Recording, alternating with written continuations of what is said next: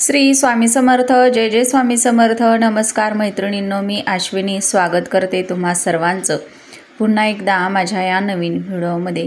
तर उद्या आषाढी अमावस्या आहे, आषाढ महिन्यातील शेवटचा दिवस असणार आहे। तर ही जी आषाढी अमावस्या आहे तर ती दीपा अमावस्या म्हणून सुद्धा ओळखली जाते। म्हणूनच उद्या सकाळी आपल्याला आपल्या घरातील दिवे घासून स्वच्छ करायचे आहेत आणि त्यासोबतच बघा, सकाळी उठताच आपल्याला अंघोळीच्या पाण्यामध्ये अशी एक वस्तू टाकायची आहे। यामुळे आपली शत्रुबाधा, शत्रुपीडा, दरिद्री ही कायमची नष्ट होणार आहे। आपल्याला जो लागलेला 3 पिढ्यांचा पितृदोष आहे हा सुद्धा नष्ट होण्यास मदत होईल। तर बघा, ही जी अमावस्या आहे तर ती गटारी अमावस्या म्हणून सुद्धा ओळखली जाते। ही अमावस्या आपल्या पितरांना समर्पित असते, त्यासोबतच माता लक्ष्मीला सुद्धा समर्पित असते आणि या दिवशी गुरुपुष्पामृत योग हा जुळून आलेला आहे। हा योग तयार होत आहे, त्यामुळं या दिवसाचं महत्त्व आणखीनच वाढलेलं आहे। आणि अशा शुभ दिवशी आपल्याला सकाळीच उठताच आपल्या अंघोळीच्या पाण्यामध्ये अशी एक वस्तू टाकायची आहे। तर बघा, ही वस्तू टाकण्या अगोदर आपल्याला आपलं घर हे जे आहे तर ते स्वच्छ करून घ्यायचं आहे। तर बघा, आपल्या घराचा शेवटचा जो कोपरा आहे म्हणजे शेवटची खोली जी आहे तर तिथून आपल्याला झाडायला सुरुवात करायची आहे आणि मुख्य दरवाजा बाहेर जवळ तुम्हाला झाडत यायचं आहे आणि तिथे आल्यानंतरनं जो पण केरकचरा आहे तर तो तुम्हाला झाडून आपल्या घरातून बाहेर काढून फेकायचा आहे। त्यानंतरनं तुम्हाला काय करायचं आहे बघा, अंघोळीच्या पाण्यामध्ये कुठली वस्तू टाकायची आहे तर या अंघोळीच्या पाण्यामध्ये तुम्हाला काळे तीळ हे आवर्जून टाकायचे आहेत। त्यासोबतच तुम्हाला बघा, आपल्या घरामध्ये जेवढ्या पण व्यक्ती आहेत त्यांच्यावरून खडं मीठ एका वाटीमध्ये घेऊन उतरवून घ्यायचं आहे। प्रत्येक व्यक्तीवरून 7 वेळा ही वाटी तुम्हाला उतरवून घ्यायची आहे।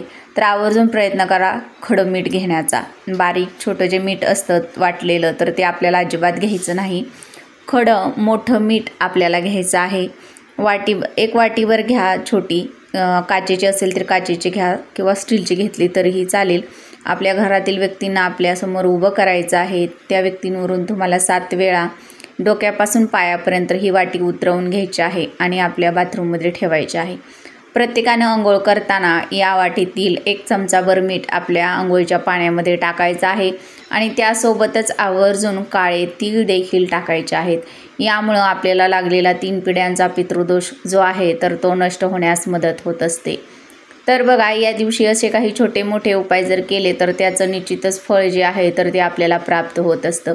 बघा, पितृदोष म्हटलं की आपल्या घरामध्ये बऱ्याच अडचणी येत असतात आणि त्या सर्व अडचणींपासून तुम्हाला जर सुटका हवी असेल तर तुम्हाला काळे तीळ आवर्जून या अमावस्येच्या दिवशी अंघोळीच्या पाण्यामध्ये टाकायचे आहेत।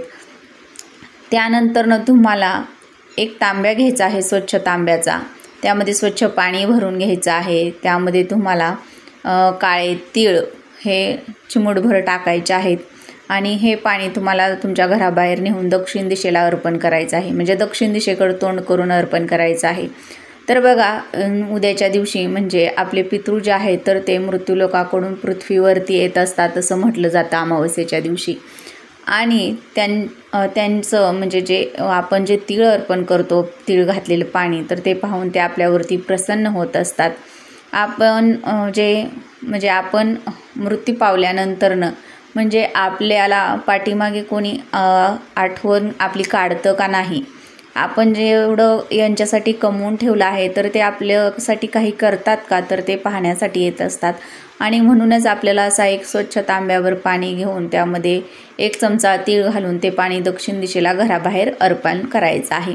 त्यासोबतच तुम्हाला 1 चिमूटभर हळद टाकायची आहे आणि हे पाणी तुमच्या घराबाहेर शिंपडायचं आहे। तर अशा पद्धतीनं अगदी छोटे छोटे उपाय तुम्ही उद्याच्या दिवशी करू शकता। यामुळे तुमच्या घराची प्रगती होईल, 3 पिढ्यांचा पितृदोष हा कायमचा नष्ट होईल। तुम्हाला जर शत्रुबाधा असेल, शत्रुपीडा असेल तर ती देखील हळूहळू नष्ट होऊन जाईल। आजची माहिती सांगितलेली आवडल्यास व्हिडिओला लाईक करा, शेअर करा। चॅनलवरती नवीन आला असाल तर प्लीज चॅनलला सबस्क्राईब करा आणि असेच नवनवीन माहितीपूर्ण व्हिडिओ पाहत राहा।